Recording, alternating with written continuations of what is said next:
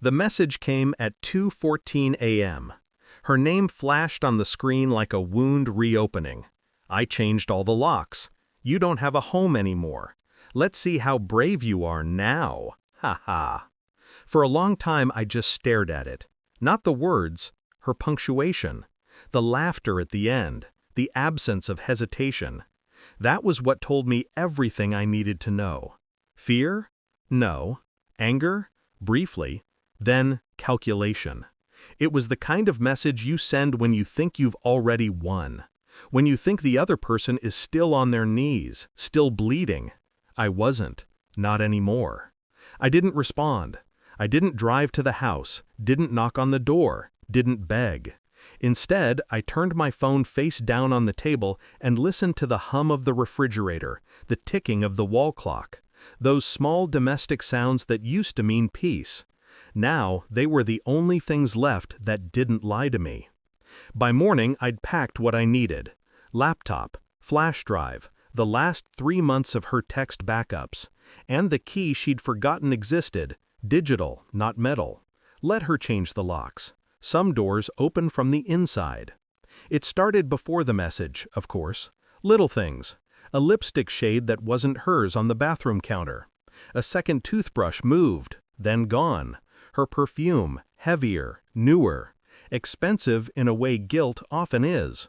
She'd been distant, yes, but that's what people in power call it when they're already gone. She was a CEO now. She liked saying that, liked the sharpness of the title. It fit her, structured, untouchable. I was the one she'd built her story around, the supportive husband, the one who stayed home during her late nights, her conferences, her strategy retreats. I played my role, perfectly. But the mask slipped the night she came home smelling of whiskey and someone else's cologne, one I recognized. Her head of operations, married, 2 kids. She kissed me on the cheek that night and told me I was so patient. I remembered nodding, watching her walk down the hallway. That was the moment I stopped loving her and started listening. Every call she made, every deleted text she thought was gone, every lie she rehearsed in front of the mirror. It's incredible what people reveal when they believe they're smarter than you. I didn't confront her, not then. Instead, I became methodical, detached. I logged into the company's cloud through the mirrored credentials I'd helped her set up. She'd wanted me to manage security once. Irony. 3 weeks. That's how long it took to piece together the pattern. Her affair wasn't just personal, it was structural. Money moved, quietly, through consulting fees, signed off by her, verified by him. A neat laundering trail, wrapped in strategy documents. And, in between, their messages. Encrypted, but not beyond reach. He suspects nothing. Don't worry, he's too weak to fight. Weak. I smiled when I read that, because they were right. Until that moment, I had been. The night before she sent the lock message, I finalized a quiet report. Duplicates of every transfer, time-stamped with her digital signature. A trail of her lies wrapped neatly in her own authority. Then, I waited. She thought silence meant defeat. I let her believe it. 2 days after the lock message, her lawyer emailed. Subject, urgent, need to discuss body. We have a problem. Please call immediately. I didn't. I watched instead as panic replaced arrogance. She called 12 times that day. I answered on the 13th. Why are you doing this? She asked, voice shaking, controlled but cracking around the edges. Doing what? I said. The report, those files, you sent them to the board?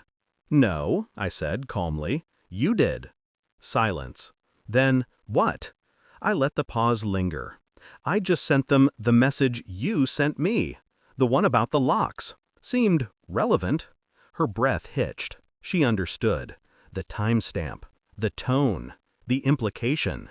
In a company obsessed with optics, her words weren't personal. They were evidence. Abuse. Power imbalance. Malice. All wrapped in her laughter. She'd destroyed herself. All I'd done was keep the receipts. We met one last time, Her office, all glass and silence. She looked smaller, not because she'd lost anything yet, but because she finally knew she would. "You could have talked to me," she said. "I did," I replied. "You just stopped hearing." I slid the folder across her desk. Printed copies of everything. Emails, transfers, personal messages. Her eyes flicked through the pages.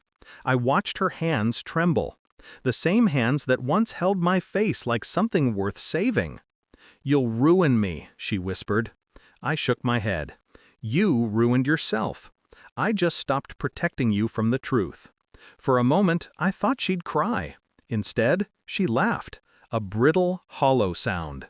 "You think this makes you strong?" "No," I said. "Just done." I stood, leaving her there, surrounded by the evidence of her own collapse. Behind me, the sound of papers shifting, a chair scraping, a small, broken noise she tried to swallow. I didn't look back. The lawyer's next message came a week later.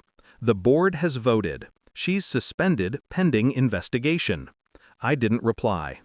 I sat in a rented apartment overlooking the city she once ruled from her glass tower, watching lights blink out one by one.